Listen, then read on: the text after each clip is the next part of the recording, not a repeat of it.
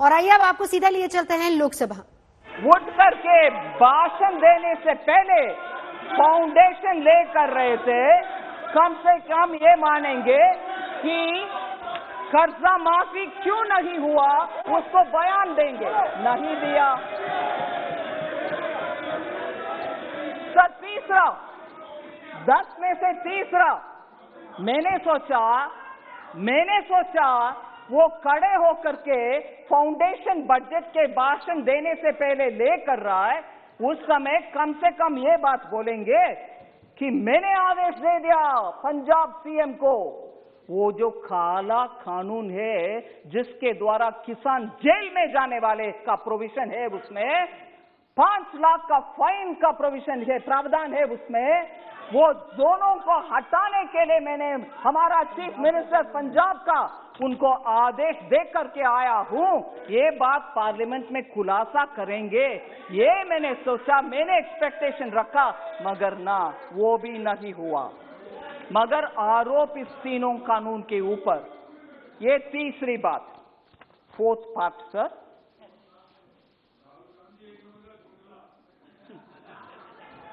राहुल गांधी जी उस दिन जब बात कर रहे थे बजट में नहीं, फार्म लॉस के ऊपर, फाउंडेशन है, ठीक है, सुनते हैं।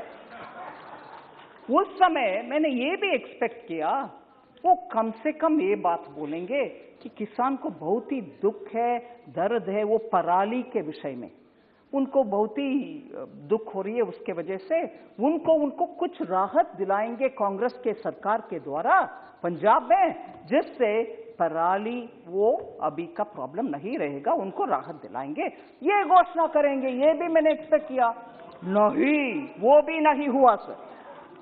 5वीं,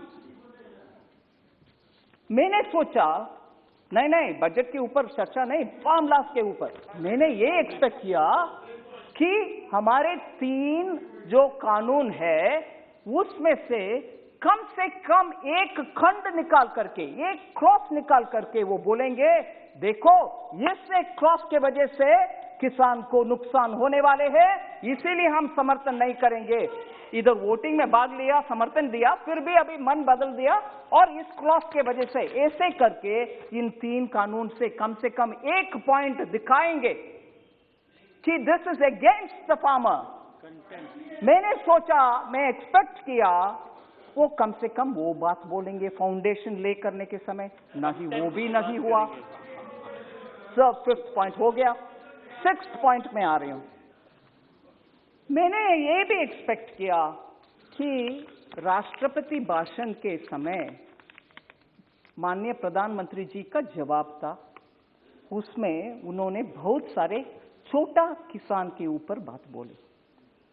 मैंने सोचा उन विषयों में, क्योंकि छोटा किसान से हमारे दो के लिए किसान से जमीन हड़पती गए, मैंने सोचा वो खड़े होकर के ये बात बोलेंगे, प्रधानमंत्री जी आपने तो स्मॉल फार्मर्स के ऊपर इतना अच्छा बोल दिया, मैंने मेरे अपना 2 से बोल दिया प्लीज जमीन वापस कर दो फार्मर्स को, क्योंकि हम तो सस्ते में उनसे ले लिया, मगर ये किसान का जमीन है, हम खड़े होना है, राजनीति में है, इसीलिए राजनीति के हमारे परिवार हम और मैं खड़े होना है, आप जमीन वापस कर दो जी।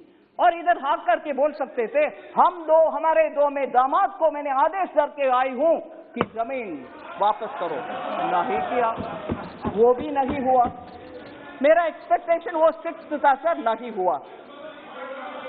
7th सर, 7th मेरा एक्सपेक्टेशन, 7वीं मेरा एक्सपेक्टेशन, प्रधानमंत्री जी डॉक्टर मनमोहन सिंह जी का कोटेशन पढ़ाया कि उनके तरफ से भी ऐसे प्रावधान किसान के लिए होना चाहिए, ये भी बोले। मैंने सोचा उस दिन फाउंडेशन ले करने के समय बजट इंपॉर्टेंट नहीं है, किसान कानून इंपॉर्टेंट है, वो कम से कम बोलें कि क्यों डॉक्टर मनमोहन सिंह का स्टेटमेंट को कांग्रेस अभी भूल जा रहे हैं, और याद प्रधानमंत्री जी ने दिलाया। मैंने सोचा कम से कम वो मानेंगे, हाँ हमारे डॉक्टर मनमोहन सिंह ने ऐसे बात किया है, I have to respect, we will respect now, we won't dishonour doctor Manmohan Singh, ये कहेंगे, ऐसे मैंने एक्सपेक्टेशन रखा, मगर वो भी नहीं हुआ। Sir, that was the 7th। मेरा 8th एक्सपेक्टेशन यही था, मेरा 8th एक्सपेक्टेशन, मैंने सोचा चर्चा के समय, बजट के चर्चा के समय, क्योंकि किसान कानून बजट में भाग हो सकता है, इसीलिए बहुत सारे मेंबर्स ने ये प्रश्न उठाया। मुझे याद है, मैं सुनी कि एपीएमसी देश भर में कहीं ये तीनों कानून आने के बाद बंद हुआ है क्या? कहीं बंद नहीं हुआ। मैं मेरा एक्सपेक्टेशन के साथ अभी प्रश्न भी पूछ रही हूं। Prove even if one APMC Mandi was shut, not one was shut, but you are standing up and speaking। ऊपर से बजट में प्रावधान किया गया है that 30,000 crores which will be collected through that agricultural development infrastructure set will be actually be going to the state so that APMC infrastructure can be improved। हम ऊपर से फंड भी दे रहे हैं स्टेट्स को APMC का इंफ्रास्ट्रक्चर बढ़ाने के लिए, ये भी नहीं बोला। मगर फाउंडेशन लेते रहा, फाउंडेशन ले करते रहा, भरे नहीं और वापस चले भी गए बिना चर्चा बजट के ऊपर। सर, 9th पॉइंट, ये मेरा प्रश्न है, एक्सपेक्टेशन था मगर अभी प्रश्न है, वो क्यों, why does he choose to insult constitutional authorities? Why does he choose to insult constitutional authorities?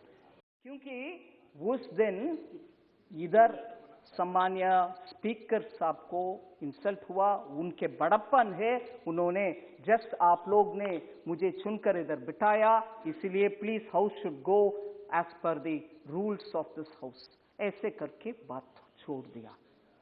मगर इधर इंसल्ट, इससे पहले डॉक्टर मनमोहन सिंह का इंसल्ट वो कानून के ऊपर, उससे पहले डॉक्टर मनमोहन सिंह विदेश में जब प्रधानमंत्री के नाते गए थे, उस समय उनके द्वारा पास किए गया ऑर्डिनेंस को फाड़ करके फेंका कूड़े में। Why does he choose to insult? And राष्ट्रपति के अभिभाषण के बाद चर्चा जो हाउस में होता है, वो खत्म होने के बाद भी उसी विषय के ऊपर चर्चा करना और उसी विषय को कुछ बहाने बात बोलते रहना, continuously insulting constitutionally elected authorities। राष्ट्रपति हो, प्रधानमंत्री हो, सबके प्रधानमंत्री हो, आपके प्रधानमंत्री हो, continuously insulting। Oh yes, speaker। Sir, last 10th point, sir। 10th point, मेरा 10th point, sir, continuously fake narratives create करते रहे। अरे रे कोविड आ गया, पूरे भारत नुकसान में चले जाएगा, अरे रे इतने सारे लोग मर जाएंगे। मेरे पास पूरे कोटेशन है, समय समय पर जो हमारे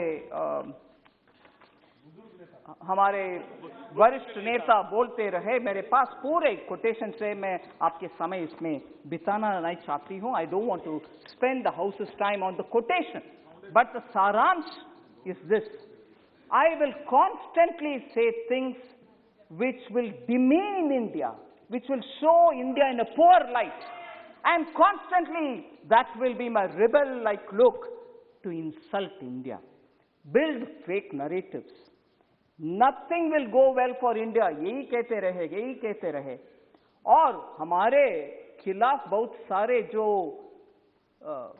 kind of mischiefs, I'm using a lighter word, करने वाले देश के साथ पार्टी की ओर से, सरकार एमओयू नहीं, सरकार एमओयू नहीं, पार्टी टू पार्टी एमओयू करके, जब देश का कुछ बॉर्डर में क्राइसिस होता है तब हमसे ना बात करते हुए, सरकार से, हम छोड़ो, सरकार से ना बात करते हुए उनके दूतावास से बात करके क्या हो रही है बॉर्डर में, करने वाले और कभी भी भारत देश का भरोसा ना करते हुए बाकी सबको भरोसा करने वाले और joining the breaking India fringe group, एक वरिष्ठ पार्टी के नेता एक फ्रिंज ग्रुप के साथ ही बार बार पॉलिटिक्स करना और भयंकर abuse, total unacceptable terminology for constitutionally elected heads उपयोग करते रहना और सुप्रीम कोर्ट के द्वारा कटाक्ष होने के बाद अपोलोजाइज करना, मगर दोबारा वही साइकिल में अब्यूज करो, अपोलोजाइज करो, यही रास्ते पे चलना, डिस्ट्रक्टिव पॉलिसीज करना। I am very scared to think probably he is becoming the doomsday man for India. और हमारे दुख की बात यही है कि ऑपोजिशन जो पार्लियामेंट में स्ट्रांगली पोजीशन लेकर के सरकार को कटघरे में रख के प्रश्न पूछने का रोल करने वाले ऑपोजिशन आज डूम्सडे मैन के नेतृत्व में और डूम्सडे मैन जो रिपीटेडली अब्यूज करता है। और देखो, और सर मैं ये बात भी बोल रही हूं उस दिन, no you can't have this objection, you are bound to answer. Parliament में debate on budget, sir let them have the strength to accept this, debate on budget happens traditionally, budget debate happens every year. India's history में discussion on budget happens every year. I won't discuss budget. करने वाले opposition leader क्या role play करना चाहता है, कौन सा role play करना चाहता है? I want to ask of you, sir. Budget discussion happens every year. And Chaudhary जी आप जरा सुनिए, राज्यसभा में, no I am not yielding, Rajya Sabha में जो पार्टी जिनका वरिष्ठ नेता बजट के ऊपर चर्चा करती है और प्रश्न पूछने के बाद जवाब सुनते हैं और उस जवाब चाहे पसंद हो ना पसंद हो, एक्सेप्टेबल हो या नहीं हो, फिर वो एक पोजीशन लेते हैं, वो इधर क्यों नहीं हुआ? वही पार्टी राज्यसभा में एक पोजीशन, इधर दूसरा पोजीशन, ये क्या तरीका है सर? इसीलिए मैं with these 10 questions we will tell you about everything that you want. Sir Congress party के दो विषय में, sir please sit down Chaudhary ji, two tendencies के साथ मैं खत्म कर रही हूं। दो टेंडेंसी मुझे स्पष्ट दिखाई दे रही है। एक है ये जो फेक नरेटिव्स का टेंडेंसी है, हमने क्रिएट किया है, हम मनरेगा, हमने ये किया, हमने, आखिर आप ही उसमें कुछ मन नहीं रखे, उसको आगे बढ़ाने में एफिशिएंट नहीं है। अलोकेशन एक है, आखिर यूटिलाइजेशन कम है। ऐसे ही हर स्कीम में अपने के लिए कुछ देखने का आदत एक टेंडेंसी है, उसमें क्रोनी कैपिटलिज्म भी, उसमें सिस्टम, हमने बैंक को नेशनलाइज किया मगर पूरे बैंक को उपयोग फोन बैंकिंग के द्वारा करके एनपीए छोड़कर चले गए, ये है उनके tendency. This is one tendency of create institution, misuse them, use it for our own, हम दो हमारे दो, and end of the day keep accusing others. That is one tendency, sir. And the second tendency is हम जो भी कहेंगे parliament में, आपके ऊपर बहुत सारे एलिगेशंस डालेंगे, आपके ऊपर अब्यूसिव लैंग्वेज भी यूज करेंगे, मगर आप जब सिस्टम के तहत खड़े होकर के पॉइंट बाय पॉइंट जवाब देने के लिए खड़े होते हैं, सुनने को तैयार नहीं है, अभी जैसे हो रही है, कभी भी डिस्टर्ब करो, चिल्लाते रहो या तो वॉकआउट करो, वही हुआ बजट डिबेट में। इसीलिए दो टेंडेंसीज कांग्रेस पार्टी का हमने पहचानना चाहिए। पहचानना चाहिए। और इससे यह स्पष्ट होता है उनका belief in democratic elected parliamentary system is completely खत्म। धन्यवाद।